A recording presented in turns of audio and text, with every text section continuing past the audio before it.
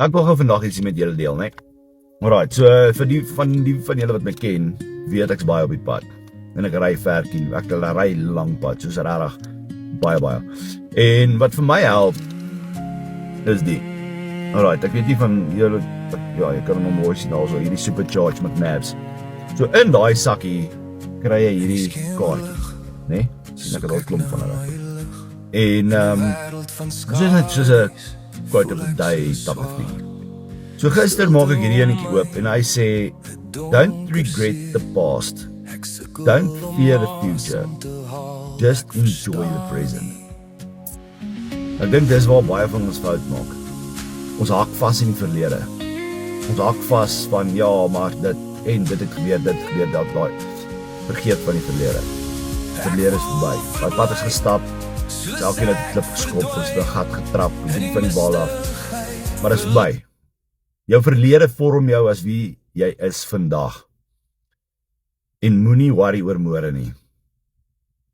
Die Here sê vir ons, glo in my, vertrou, en moenie worry oor wat môre gaan gebeur nie. En daai is baie belangrik. Lewe vir vandag. Lewe vir jou oomblik, vir elke oomblik van elke dag.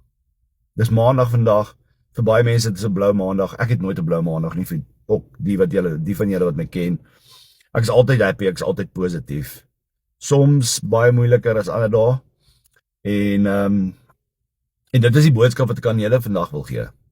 Presies wat hierdie kaartjie sê. Just enjoy the present. Geniet dit.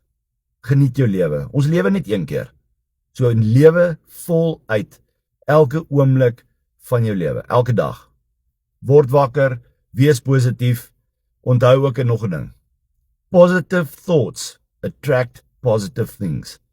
So lank soos wat jy positief dink en positief bly binne in jou gedagtes en binne in jou hart, sal jy daai positiewe dinge aantrek na jouself toe. So geniet die maandag, sterkte vir die week en sien mekaar weer.